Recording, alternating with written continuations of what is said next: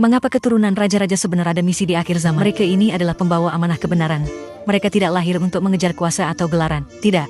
Mereka lahir dengan tanggung jawab besar untuk menegakkan kebenaran dan keadilan. Dan di akhir zaman ini, amanah itu jadi semakin penting. Karena fitnah berleluasa, kebatilan makin bermaharajalela. Kedua, mereka datang untuk menjadi teladan bagi manusia. Bukan sekadar pemimpin yang mengarah, tapi contoh hidup yang kita boleh ikut. Akhlak mereka, kebijaksanaan mereka, itulah yang buat manusia terinspirasi. Bukan karena dipaksa, muncul sebagai penyelamat daripada penindasan dan kebatilan. Ingatlah, Allah sudah tegaskan dalam Al-Quran, kita wajib menegakkan keadilan.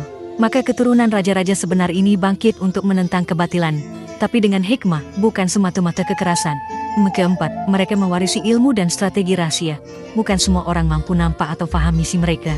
Namun dengan kebijaksanaan yang diwariskan, mereka mampu melihat jauh ke hadapan, memimpin manusia di tengah zaman yang penuh kekacauan. Kelima, mereka hadir untuk menguatkan umat yang lemah. Bukan sekadar memerintah dari atas hingga sana, tetapi turun memberi inspirasi. Mengangkat mereka yang hampir rebah, supaya tetap teguh di jalan yang benar. Dan akhirnya keenam, kehadiran mereka adalah tanda kebesaran Allah. Ini semua bukan kebetulan.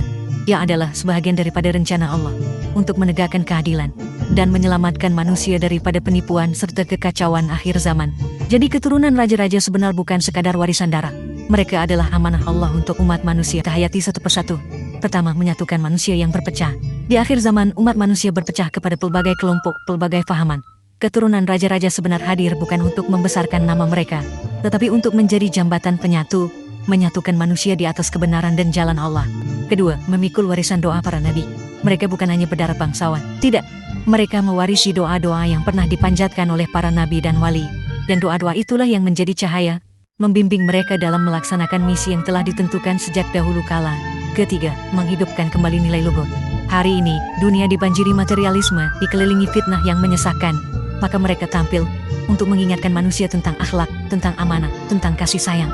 Nilai-nilai inilah senjata mereka, yang lebih tajam daripada senjata besi.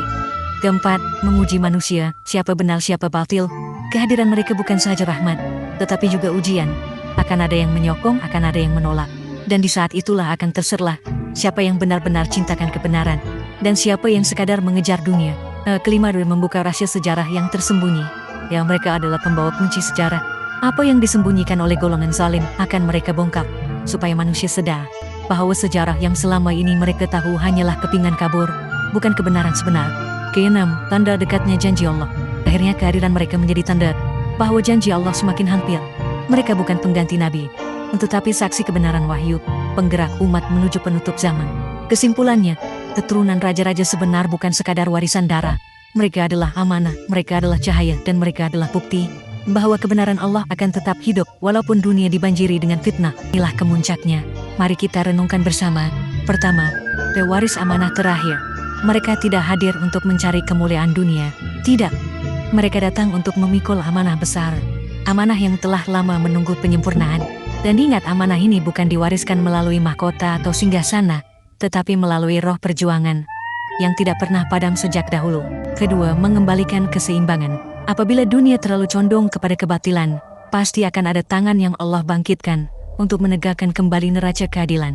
Keturunan ini bukan pencetus peperangan tetapi penyambung keseimbangan antara langit dan bumi. Ketiga, menghidupkan roh persaudaraan. Mereka hadir untuk mengajar bahwa ukhuwah bukan sekadar kata-kata.